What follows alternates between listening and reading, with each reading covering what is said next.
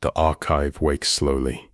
In the deepest sublevel of Site-17, far below the circulating air of laboratories, far beneath the restless rotation of personnel, there exists a chamber that does not appear on any standard schematics. Its walls are smooth, white, and almost warm to the touch, as if the concrete remembers the weight of forgotten conversations.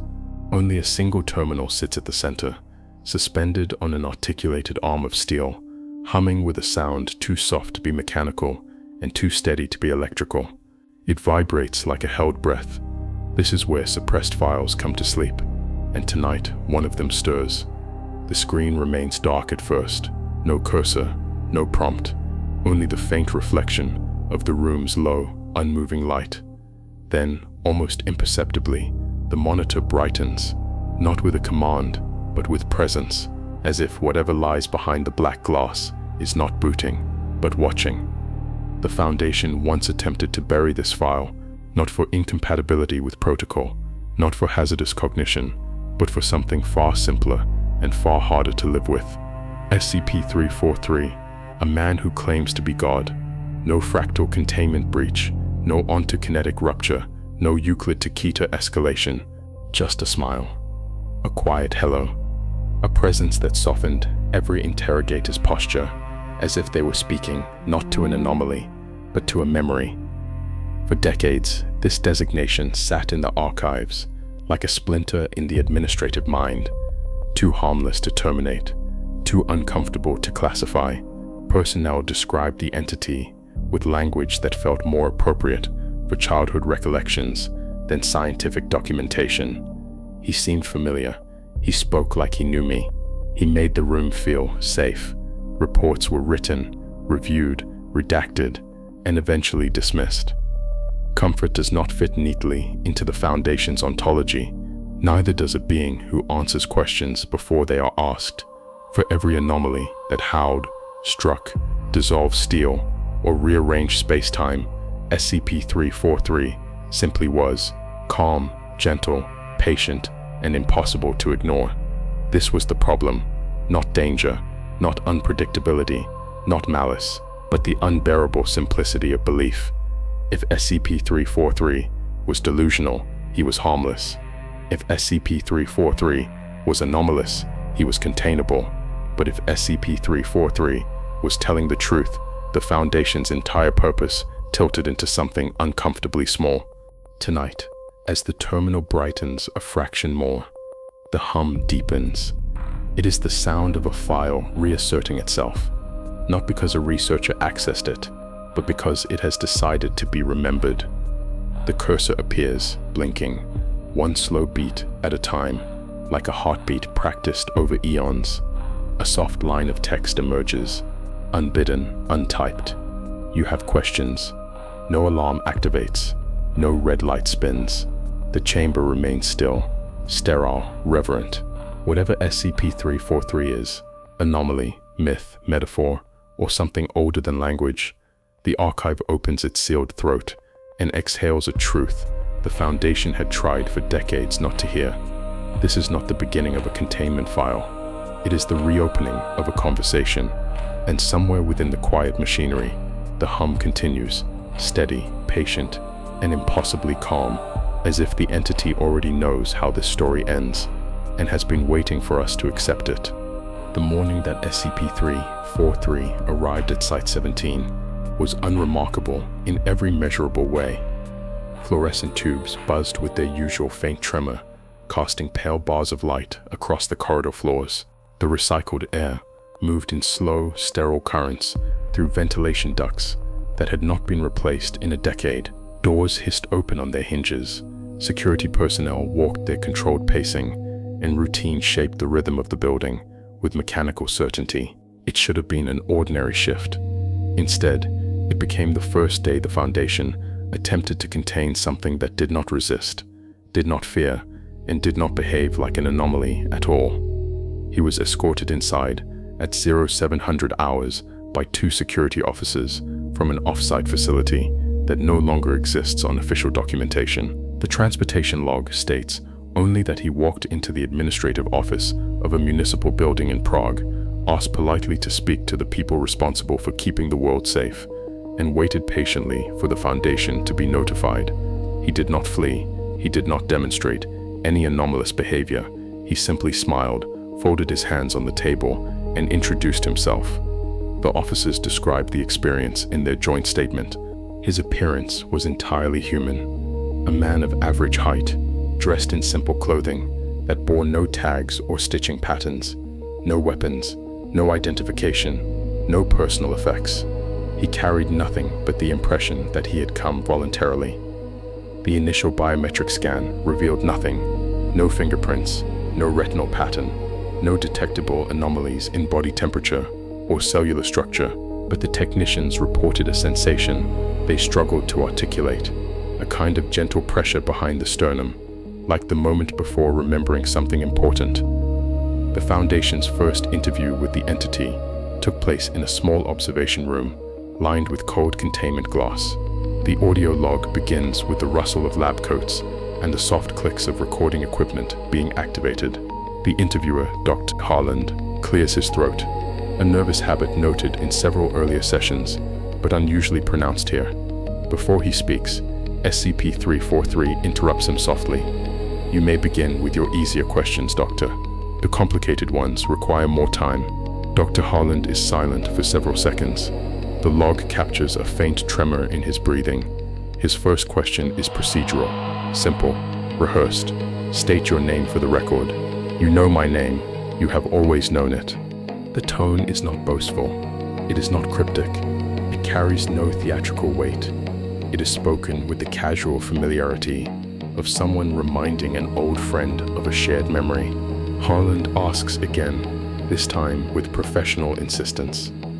The entity smiles, visible only in the shift of shadows on the recording, and answers, "You may call me whatever helps you feel safe." This becomes a recurring pattern in early interviews. SCP-343 does not argue. He does not evade.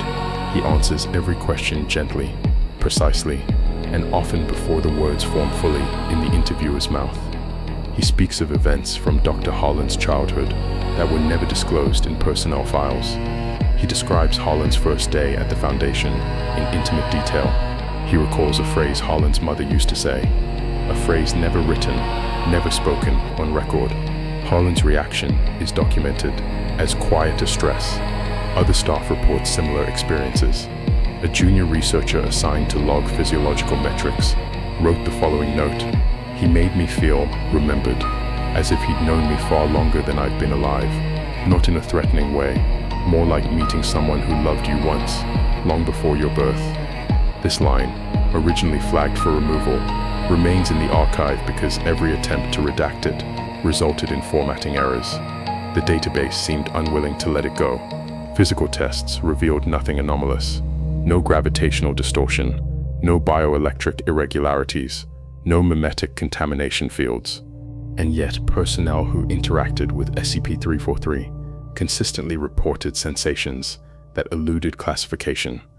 A warmth in the lungs, a calming of intrusive thoughts, a sense of being seen fully and kindly, a pressure behind the eyes, like a soft hand lifting a memory. No documented entity in Foundation history has ever elicited such descriptions without accompanying psychic or parasitic influence. SCP-343, however, triggered no alarms. The only measurable change was in the staff themselves. Tensions decreased, communication improved, incidents of workplace conflict dropped sharply over the following 24 hours. When asked to explain the effect, the entity offered a simple statement: "People feel better when they are understood, that is all." The Foundation preferred anomalies that could be graphed, charted, replicated, or sealed behind steel. SCP-343 represented something else, something uncomfortably close to human longing. After 72 hours of observation, the Administrative Board assigned a provisional containment designation, not out of concern for safety, but because the staff insisted on having a reference point for their reports. SCP-343. The chosen numbering was arbitrary, a placeholder meant to preserve order inside the classification system. But this designation introduced a paradox. that would trouble the Foundation for years. How do you classify something that does not behave like an anomaly? How do you contain a being that enters containment by choice? How do you analyze someone who knows your questions before you ask them? As the office lights dimmed at the end of the third day, the observation room camera recorded a final moment. SCP-343 sat alone at the small metal table, hands folded, eyes lowered in quiet contemplation. Then he looked directly at the lens. No movement of muscles, no shift in posture, only a soft awareness, and said, "You are not ready to understand me yet, but you will be, in time." The recording ends there. No threat, no declaration of divinity, no proclamation of power, just certainty, quiet, unshakable certainty. And so the Foundation placed a designation on something boundaryless, something inexplicable, something impossibly gentle. A containment number to make the uncontainable feel manageable. SCP-343, a file created not to confine, but to give shape to fear. The Foundation refused to acknowledge. What if the entity truly was what it claimed to be? What if the calmest anomaly in the archive was not a man pretending to be God, but God pretending to be a man? Containment, in theory, is a science. It is the precise application of force, distance, material, and protocol to maintain separation between the anomalous and the ordinary. Doors are measured, walls are reinforced, schedules are calibrated to the second. Every action has a reason. Every barrier has a calculation beneath it. With SCP-343, containment became something else. It became a habit, a rhythm, a quiet religion. The room assigned to SCP-343 was, on paper, a standard humanoid containment suite. Concrete walls, reinforced door, integrated surveillance. A bed, a table, a chair, a bathroom with fixtures bolted to the floor. No unnecessary comforts, no visual extravagance. Yet even in the first week, the chamber began to feel different from every other room on the same corridor. It was not the layout. That remained identical to established design. It was not the lighting, though staff later swore the illumination felt warmer there, even when meter readings confirmed uniform wattage. It was movement. Everything that happened in that room slowed by a fraction. Daily check-ins were conducted, twice per rotation shift. A guard would approach the door, swipe a keycard, wait the standard delay for authentication, and then open the outer seal. But as days passed, the guards no longer rushed these steps. They began to pause for a heartbeat between each action, card, beep, lock, handle, an unspoken cadence that synchronized across personnel without instruction. No one told them to do it. No directive was issued, yet the pattern held. Meals were delivered at precise intervals, as mandated by protocol. A tray would be prepared and brought in, placed calmly on the table before SCP-343, who would always acknowledge it with a nod and a faint smile. He did not eat. The food remained untouched. At the end of each cycle, the tray was removed, replaced by another some hours later. Initially, kitchen staff expressed irritation at the waste, but over time, their complaints faded. The act of preparing food for him, of placing sustenance within reach, even when it went unused, began to feel less like logistics and more like offering. One cook wrote, "He never asked for anything. Still, we kept preparing it like we were upholding our end of some old agreement." In the hallway outside his chamber, conversations grew quieter. Voices dropped to softer registers. Jokes became rarer. Even disputes between staff were unconsciously relocated to other sections of the facility. A new pattern emerged. Desks in the nearby observation station were cleaned with unusual frequency. Papers aligned themselves into neat stacks beneath the compulsive hands of researchers. Pens were placed parallel, not scattered. Monitors were wiped daily, though no smudges were visible. Someone began checking the wall clock against their wristwatch 3 times per shift, adjusting it by seconds, then by fractions of seconds, until all readouts matched in perfect synchrony. Nothing in Foundation policy required this level of order. Something in the presence across the glass compelled it. Psychological evaluations revealed no mimetic influence, no overt compulsion. Staff were not being controlled.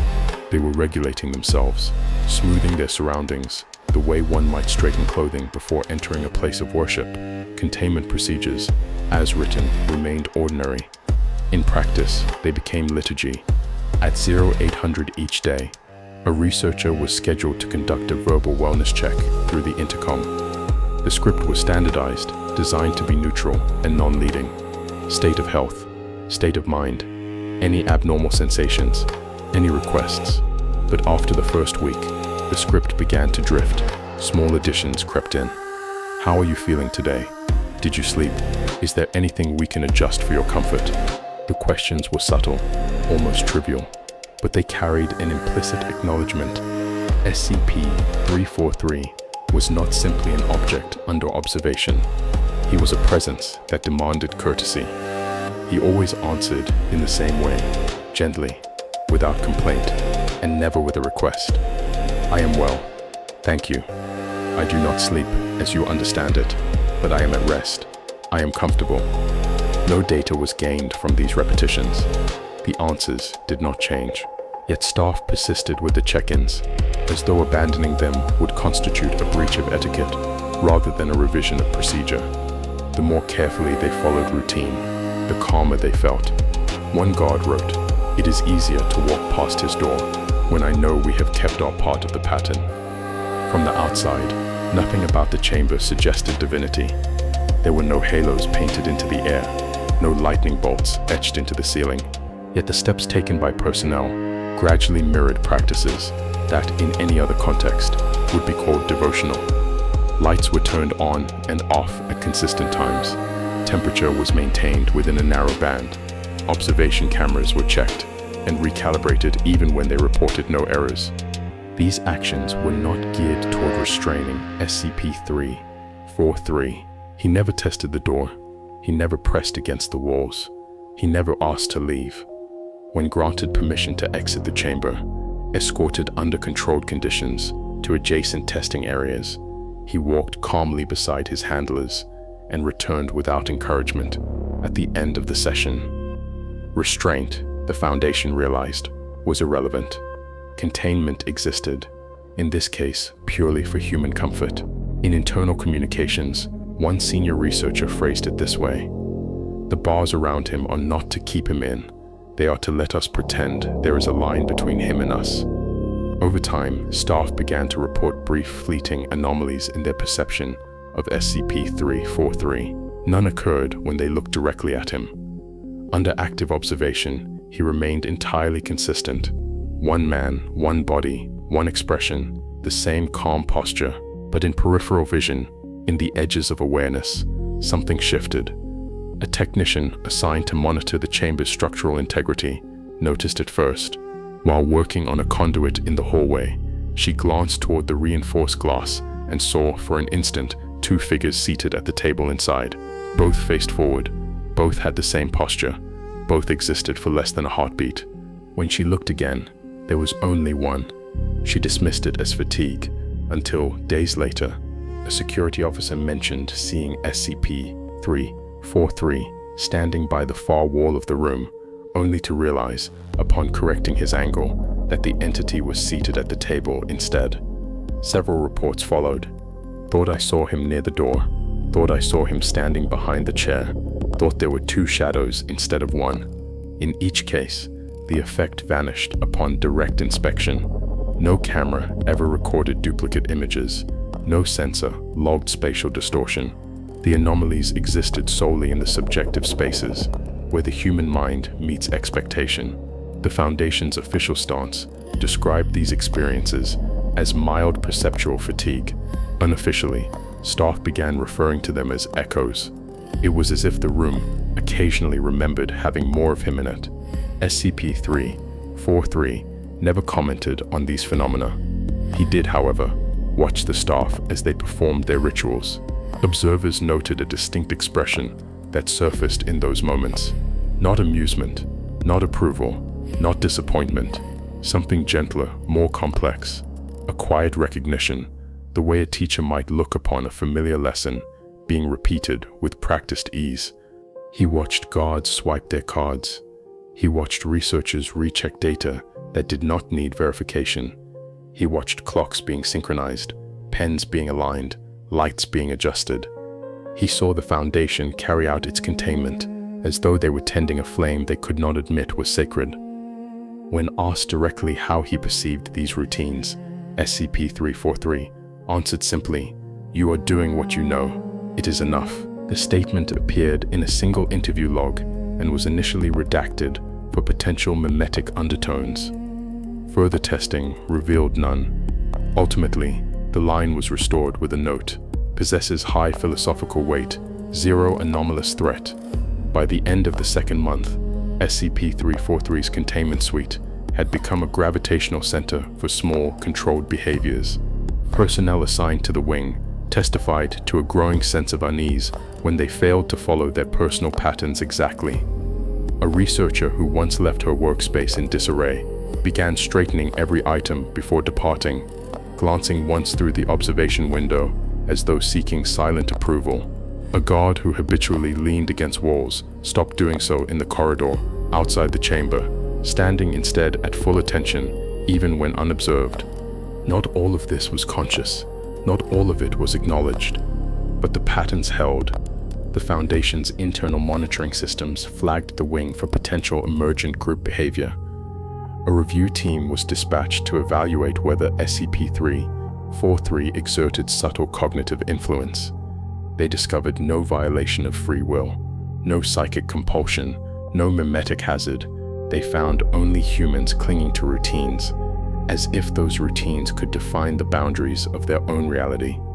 The review concluded with a single sentence in its final paragraph: "Containment of SCP-343 appears to function primarily as a psychological stabilizer for personnel exposed to its presence.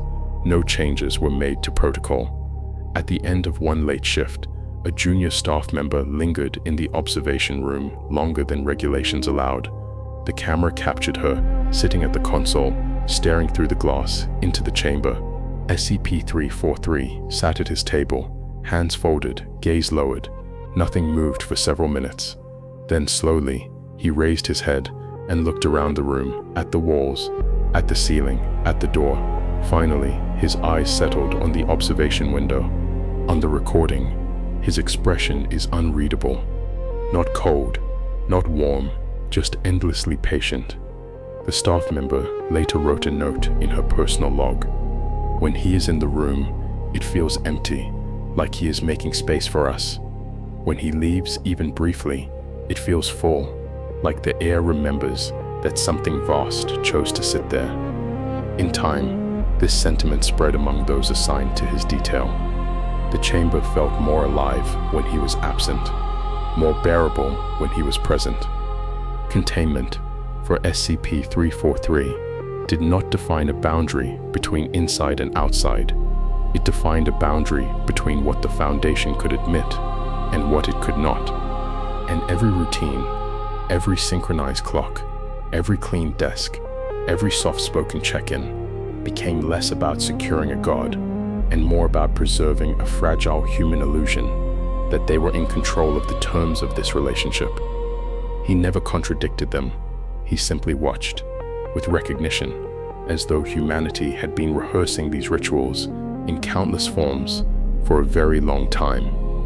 For the observation phase for the entity designated as SCP-343 began with simple routines, scheduled interviews, standard biometric scans, and passive environmental monitoring. Yet within a few days, researchers noted that none of these procedures felt standard anymore. The logs reflect a slow, almost imperceptible shift in the atmosphere around him, as if the Foundation itself were being curated by an unseen hand.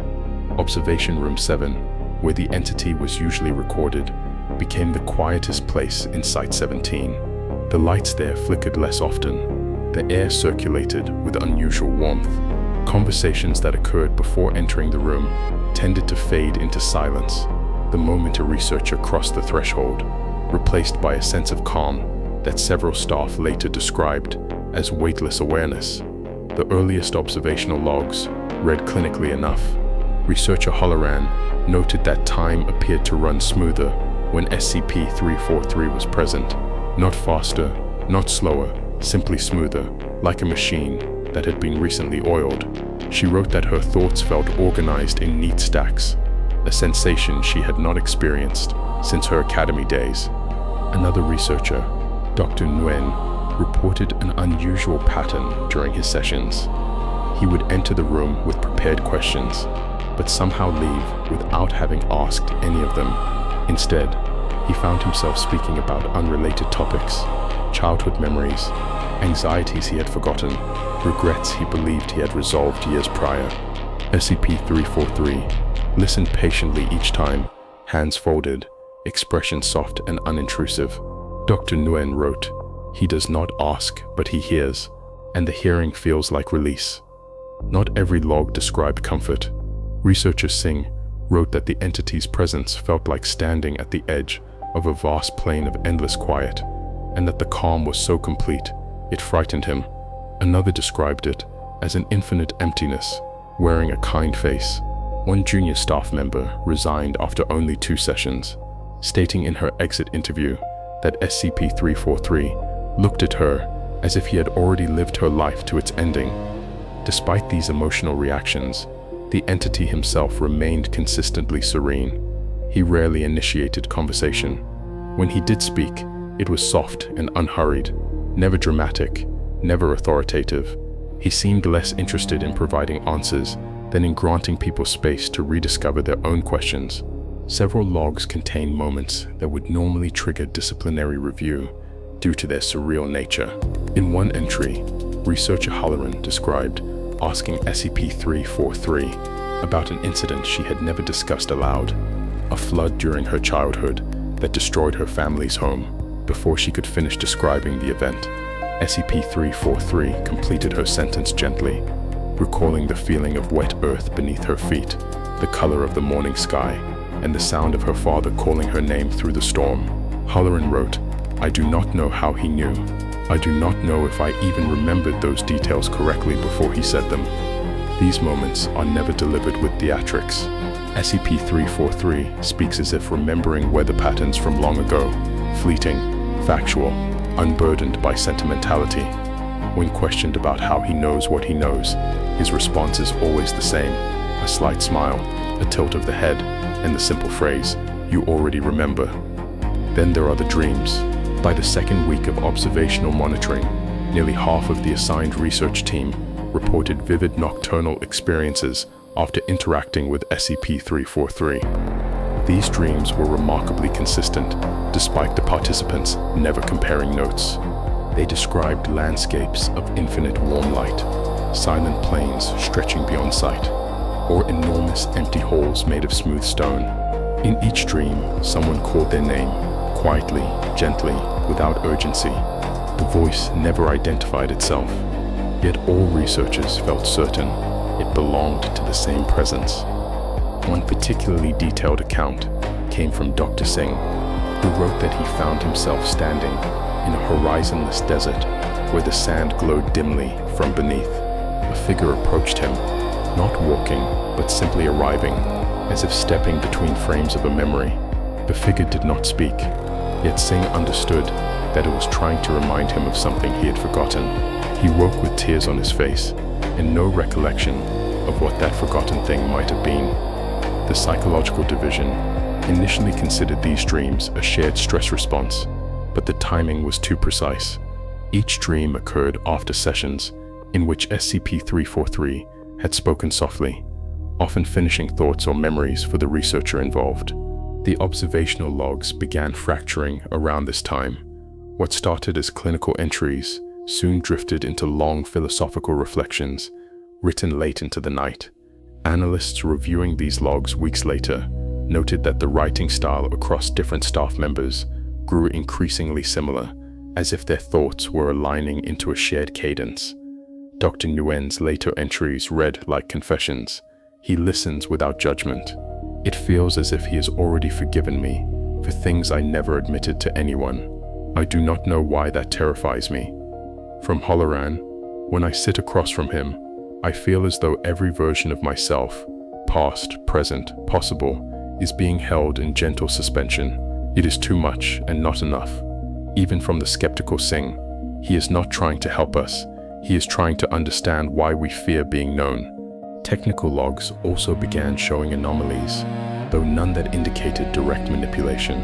Camera footage revealed occasional distortions, SCP-343 appearing a fraction closer to the lens than frames would suggest, or turning his head slightly before a sound occurred. In one recording, he appeared seated in his chair, while simultaneously reflected standing behind the researcher in the observation glass. When technicians attempted to isolate the reflection, the file corrected itself, erasing the inconsistency without human input. Eventually, the distinction between observer and observed became porous. Researchers found themselves unconsciously adjusting their behavior before entering the room, tidying their clothes, straightening their posture, not out of fear, but out of a strange desire to present themselves honestly. One wrote, "You do not hide lies around him. They weigh too much." By the end of the observation period, it was clear to everyone involved, though no one admitted it directly, that the logs were no longer about the entity's behavior. They had become a mirror for the researchers themselves, recording their shifting identities, their softened thoughts, their resurfacing memories. The final entry in the logbook, written without signature, reads, "We began this process believing we were studying him, but every quiet moment, every gentle answer, every unfinished sentence he completed for us reveals the opposite.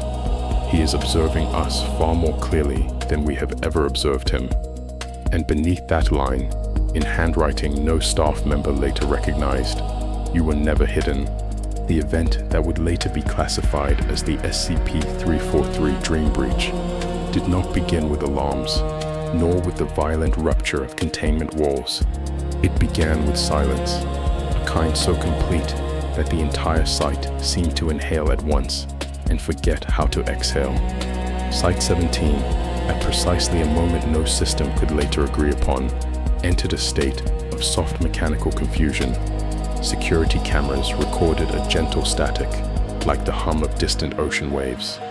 Hallway lights dimmed without flickering, settling into a low amber glow that resembled candlelight rather than fluorescent spill. The usual Foundation ambience, footsteps, keyboards, intercom chatter, dissolved quietly, replaced by an atmosphere that felt suspended, waiting. The first sign of system failure appeared in the central monitoring hub. Technician Marta Velasquez reported hearing the alarm system activate, but instead of sirens, the speakers produced a low, soothing tone, like a choir singing far beneath the ocean. The screens in front of her displayed timestamps that elongated into strings of symbols, then compressed into single marks, then blanked entirely. She attempted to reboot the network, but every key she pressed generated the same soft static, as if the computer was gently refusing her request.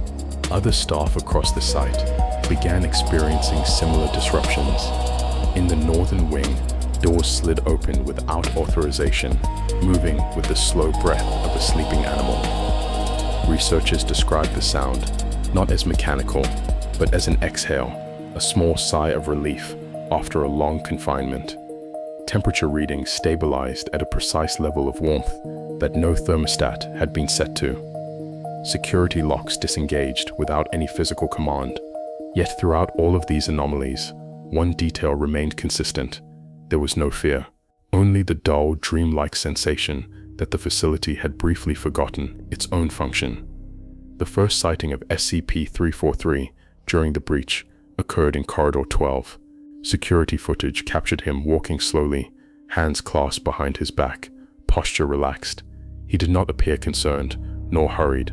He moved with the unhurried familiarity of someone strolling through a home they once loved, stopping occasionally to look at signs, doors, and small architectural imperfections.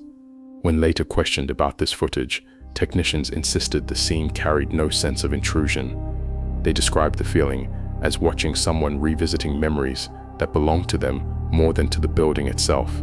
As SCP-343 continued his silent walk, spatial inconsistencies appeared throughout the site. A hallway that normally took 10 steps to cross stretched into 30. A doorway appeared where none had existed earlier in the day. Storage closets aligned in patterns that contradicted the floor plan. One staff member opened a door to a familiar break room, only to find a long corridor lined with dark windows. When she closed the door and opened it again seconds later, the break room returned as if nothing had changed. Reports of perceptual distortion increased steadily. Some staff claimed to hear distant singing, soft, melodic, woven from languages no linguist could later identify. The melodies carried a sense of ancient familiarity, as though they had been heard long before birth. Others reported shadows appearing behind them in reflective surfaces, tall, thin silhouettes with undefined faces, lingering just long enough to be noticed before dissolving into the grain of the mirror. A few described the sensation of a hand resting lightly on their shoulder, warm and reassuring, even when standing alone in an empty hall. These experiences were unnerving but not hostile. Many personnel would later admit that the sensations felt more like memories than hallucinations, though they struggled to articulate what those memories belonged to. During this period, SCP-343 interacted with no one directly. Witnesses reported glimpsing him at the end of hallways or turning corners just out of reach. His expression, captured in several distorted camera frames, appeared faintly sorrowful, a kind of quiet grief that weighed on the atmosphere. He traced the facility with slow, deliberate steps, occasionally pausing as if listening to something only he could hear. In one unearthed recording, he stops before an old containment door, rests his palm against the cold metal, and whispers something too soft for microphones to capture. When analysts enhanced the audio, all they found was a faint exhalation, like a sigh of recognition. Despite the fact that doors stood open and systems were unresponsive, SCP-343 made no attempt to leave the site. He simply wandered, revisiting corridors, entering rooms, briefly touching walls or consoles, as if searching for some lingering trace of a forgotten presence. One researcher described watching him through a reflection on a polished monitor screen. She said he looked not lost, but nostalgic, as if searching for something he once placed here long ago. The breach continued for an unmeasured stretch of time. Timestamps were useless. Internal clocks reset themselves repeatedly. Some staff swore only minutes had passed. Others insisted it must have been hours. All accounts agree on one detail. Time felt fluid, gentle, without edges. The distortions escalated briefly near the end of the event. In the eastern wing, several employees reported the walls shifting subtly, as though the building was stretching its memory of its own architecture. Ceiling panels expanded and contracted like slow breaths. Shadows lengthened, merging into one another until the hallways resembled narrow tunnels of warm shade. In one notable incident, a researcher walking past Laboratory 3 felt the floor ripple under her feet like a pond touched by wind, though no physical traces of the distortion remained afterward. Throughout these distortions, SCP-343 continued moving, seemingly unaffected by spatial or temporal anomalies. He stepped through a doorway that led to two different rooms, depending on who viewed the footage. He appeared in a hallway before surveillance cameras captured him, leaving the previous one. In one instance, the cameras recorded him walking past a reflective partition, while his reflection remained behind, watching the corridor with quiet intent. Yet even in these impossible manifestations, SCP-343's demeanor never changed. He remained gentle, patient, contemplative. Eventually, as quietly as it had begun, the breach ended. The lights in Site-17 brightened incrementally, returning to their usual sterile white. Door mechanisms re-engaged with faint metallic clicks. Temperature controls stabilized. Digital clocks reset to a single synchronized moment. Midnight, though no date accompanied the time. Computer systems rebooted themselves one by one. Diagnostic windows blinking awake as if after a long sleep. Cameras showed SCP-343 walking calmly back toward his chamber. He entered without hesitation, without being guided, and seated himself on the simple metal chair. placed in the middle of the room. By the time security staff reached the chamber, they found him waiting, hands folded, expression serene. When asked if he knew what had happened, he replied with only 3 soft words: "You remembered me." No alarms had been triggered, no breaches recorded, no physical damage noted. Only the logs remained, filled with impossible observations, drifting timestamps, and reflections of moments that could not have occurred within the boundaries of conventional reality. One technician, reviewing footage hours later, summarized the event in a single sentence. It felt less like he broke containment, and more like the building briefly remembered who it was built to hold. Morning arrived at Site-17 without sunlight, without dawn, without anything so mundane as time. Instead, it entered as a slow warming of the artificial air, a gentle hum returning to the walls, as though the building had quietly decided to resume the act of being a building. The breach that had unsettled every system, every hallway, and every human within the facility left behind no physical scars. There were no ruptured doors, no damaged equipment, no collapsed ceilings. Yet the site felt shaken, not broken, but rearranged in a way that was impossible to quantify. The silence that followed the event was profound, carrying the weight of something observed and something remembered. Cleanup crews were the first to move through the corridors. They entered in small groups, walking with a reverence normally reserved for memorial sites or abandoned chapels. Their footsteps were slow, measured, careful not to disturb whatever unseen residue lingered in the stale air. Many admitted later that they felt as though they were intruding on a place that had not entirely finished dreaming. They examined every inch of the facility, documenting details that remained stubbornly ordinary. Floors were intact, desks undisturbed, consoles operational, and yet each object carried a faint impression of displacement, as if someone had touched them gently in passing, not to move them, but to acknowledge their existence. Technicians followed behind with portable monitors, scanning for energy fluctuations or structural inconsistencies. Their work was equally methodical, almost ceremonial. They calibrated sensors with unusual precision, tightening bolts and aligning panels with far more care than required. Some described feeling compelled to restore the site to a condition better than before, a subconscious desire to apologize to the building itself. By midday, or what passed for midday, on internal clocks that still struggled to keep time, the reconstruction efforts had transitioned from physical inspection to administrative evaluation.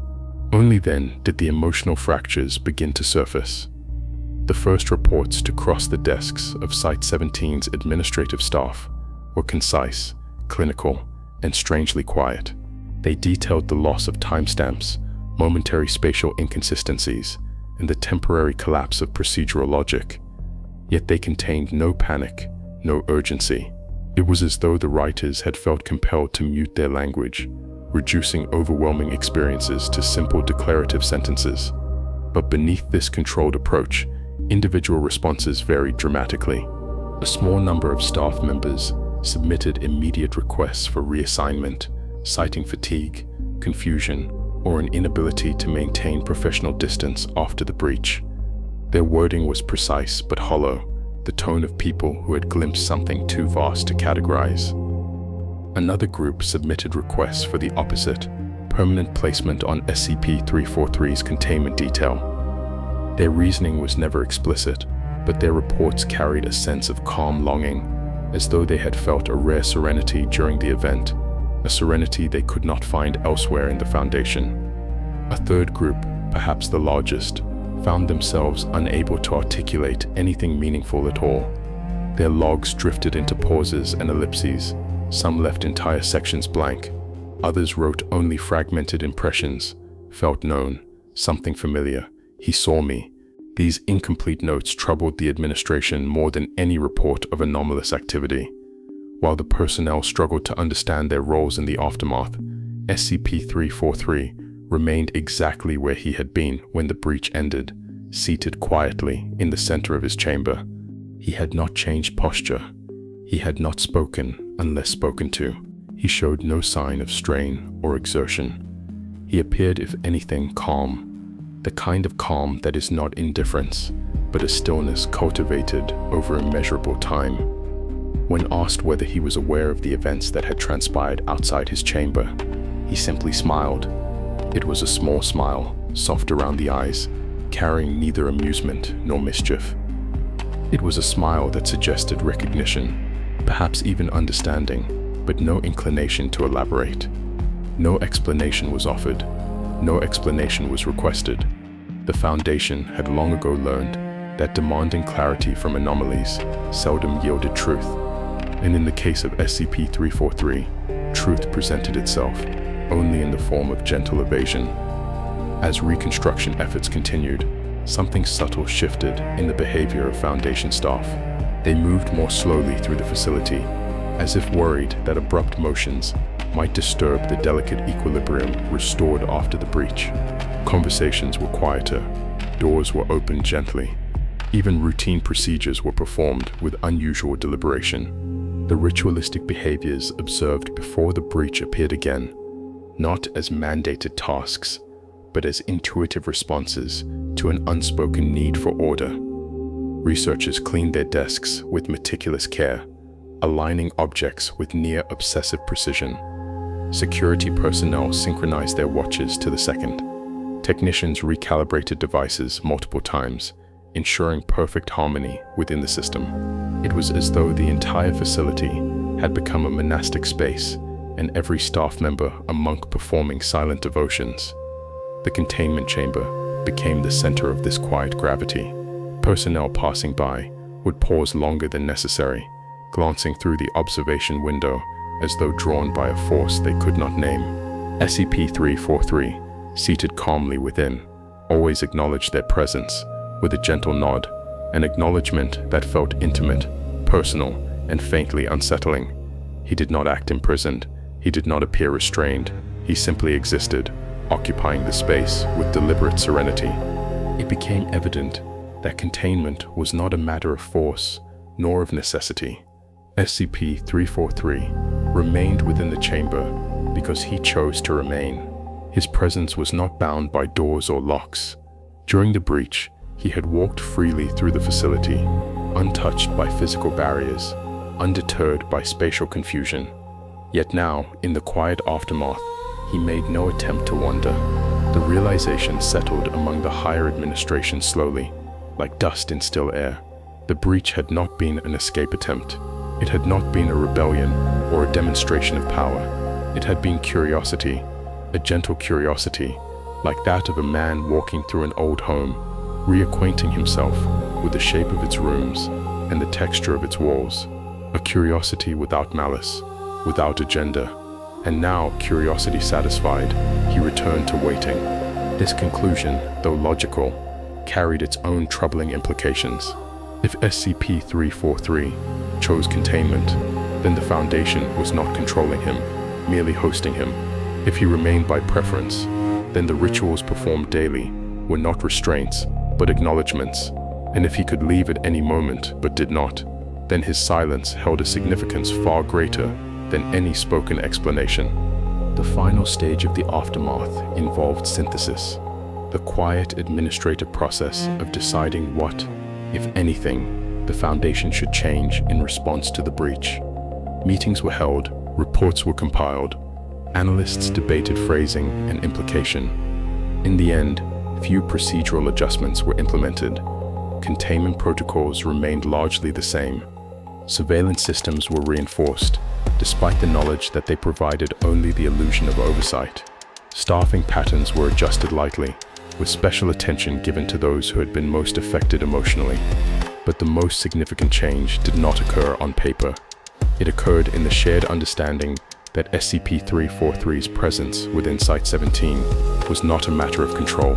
It was a matter of relationship, a relationship maintained by ritual, respect, and the quiet acknowledgement of something beyond comprehension. A silent consensus formed across departments, never spoken aloud, but universally felt. SCP-343 remained contained only because he wished to be. The site returned to routine. Lights regained their sterile brightness. Doors resumed their mechanical size.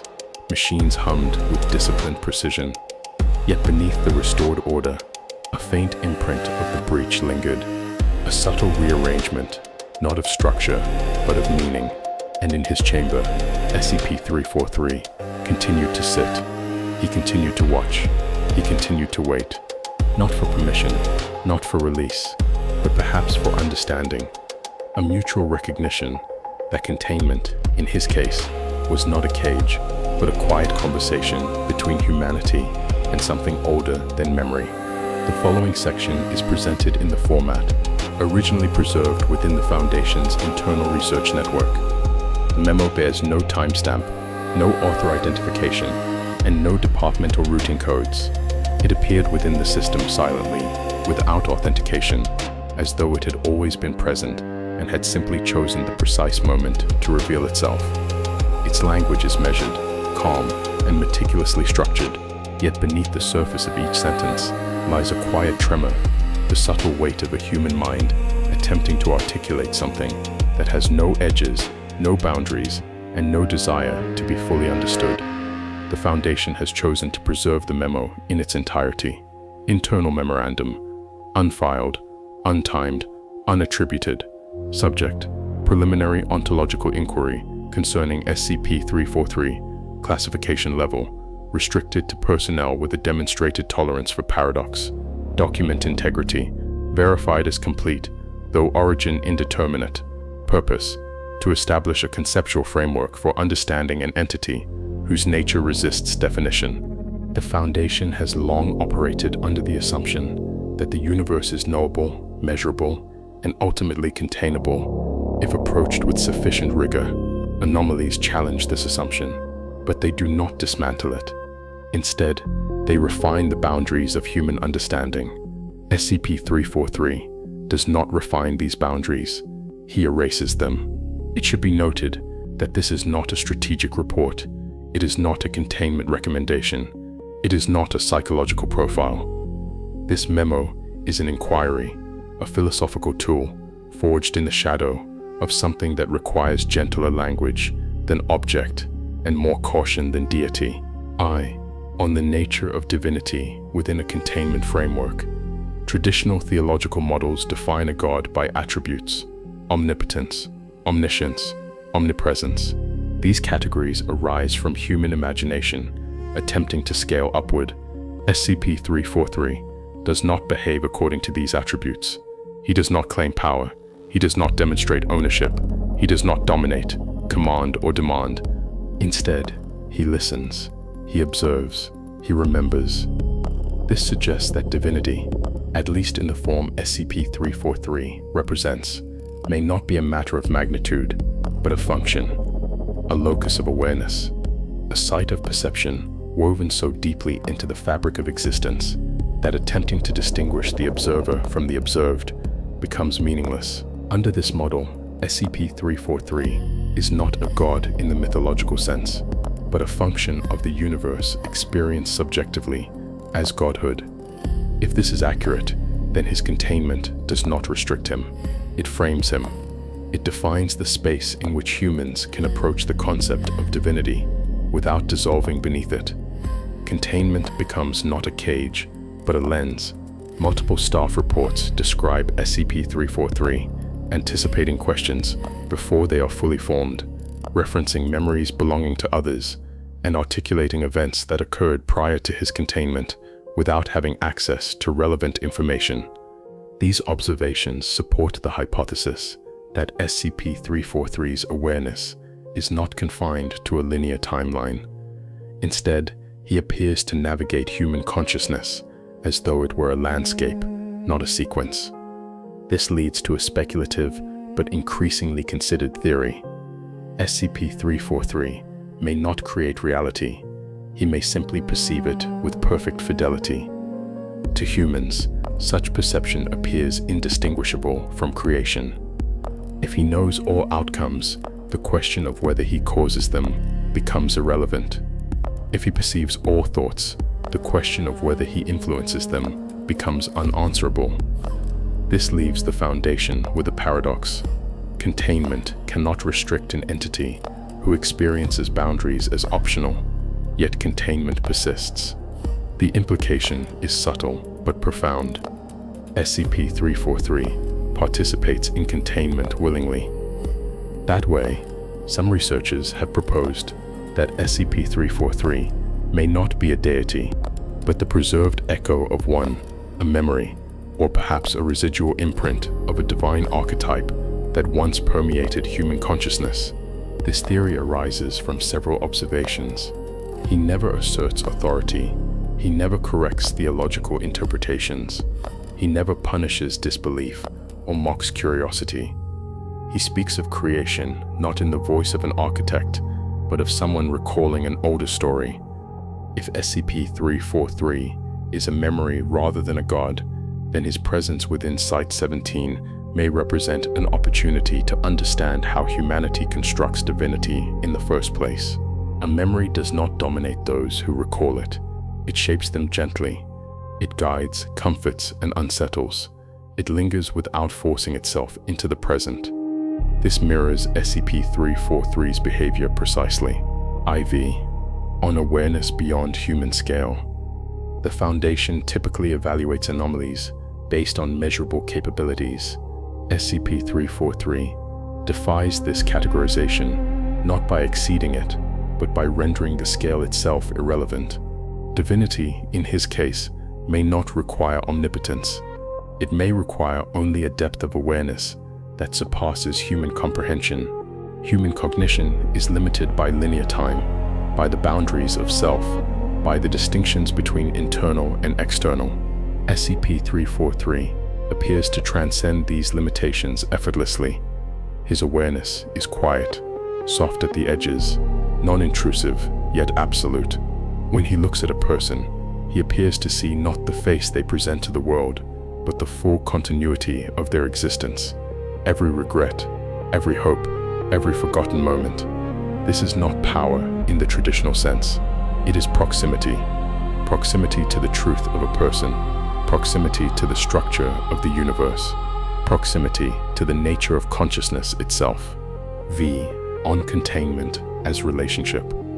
The most troubling aspect of SCP-343's containment is not its failure, nor its ease, nor its symbolic nature. It is the mutuality. The Foundation observes SCP-343. SCP-343 observes the Foundation. Each recognition defines the other. This reciprocal observation may be the essence of the relationship, not a struggle, but a dialogue. Containment becomes the space in which this dialogue can occur without overwhelming the participants.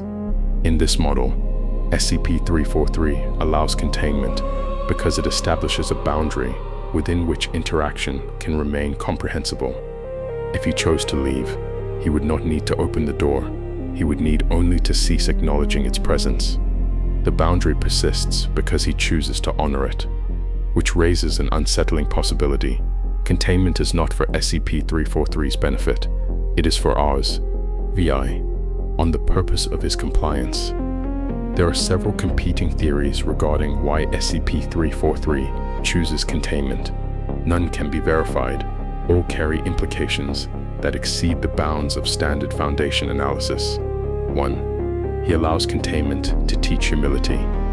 Under this view, SCP-343 chooses to remain within human frameworks, not out of necessity, but out of kindness. He permits the illusion of control so that humanity may confront its limitations without being overwhelmed by them. 2. He allows containment because he wants to be known. This theory proposes that SCP-343 seeks communion, not worship, not obedience, but understanding. Containment provides structure. Structure enables comprehension. Comprehension enables connection. 3. He allows containment because the Foundation itself is part of his design. This is the theory that administrators refuse to discuss aloud. If SCP-343 is telling the truth, if he is a creator or a memory of one, then the Foundation may not be studying him. It may be fulfilling its intended role as observer, archivist, custodian of boundaries. The Foundation may exist because something needed to watch the watchful, and SCP-343 sitting calmly behind reinforced glass, maybe waiting for the moment humanity understands what it has built. Concluding inquiry. This memo does not resolve the nature of SCP-343. It does not claim to. It cannot. The purpose of this document is to acknowledge that the Foundation's tools, measurement, classification, containment, cannot fully hold an entity defined by quiet paradox. SCP-343 remains compliant. He remains serene. He remains within the chamber. But the question persists, quiet as breath against glass.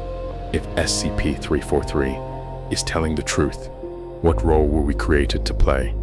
Night at Site-17 does not arrive with stars or sky. It arrives with dimmer lights, slower footsteps, and the gradual retreat of human voices into distant rooms. It arrives in the hush of humming machinery, in the soft clicks of cooling metal, in the quiet breathing of a facility that has learned to pretend it sleeps. In the deepest wing, past corridors that even most personnel rarely walk, SCP-343's containment chamber rests behind a single reinforced door. Tonight, it stands open. The room beyond is still. The cot in the corner is undisturbed. The metal table sits exactly where it always has. The chair is slightly angled toward the door, a small human tilt, as if once occupied by someone who preferred to sit, not quite centered in the world. But the chair is empty. The chamber is empty. There is no figure waiting, no calm smile, no folded hands, and yet the room does not feel unoccupied. A faint residual warmth lingers in the air, subtle enough that no sensor registers it, but undeniable to anyone who steps across the threshold. The concrete underfoot feels as though it has remembered the weight of someone who once sat in silence for a very long time. The overhead lighting has dimmed to a low amber glow, casting the chamber in half shadow. The glass of the observation window reflects only the room itself, no longer splitting the image between two worlds. In the monitoring station outside, a single terminal remains active. Its screen glows softly in the darkness, the only point of light in a room otherwise surrendered to night. No one sits at the console, no hands rest on the keyboard, no logged-in session authorizes what happens next. The cursor, blinking patiently in an empty command field, pauses once, then it moves. Words appear, one letter at a time, with no corresponding input. I am still here. There are no alarms attached to this event, no containment breach markers, no automated lockdown procedures. The system registers the text as a harmless log entry, no different from thousands of others created daily. It does not recognize the impossibility of its origin. No cameras capture a figure, no microphones capture a voice. Only the message remains, sitting quietly on the screen, as if it has all the time in the world to be read. Somewhere in the building, an air vent exhales. A relay clicks. A distant door closes with a soft, decisive sound. The terminal screen flickers once, then steadies, its glow illuminating the empty chairs and abandoned workstations around it. The light feels almost directional, as though it is leaning outward, reaching through the glass, searching gently for eyes.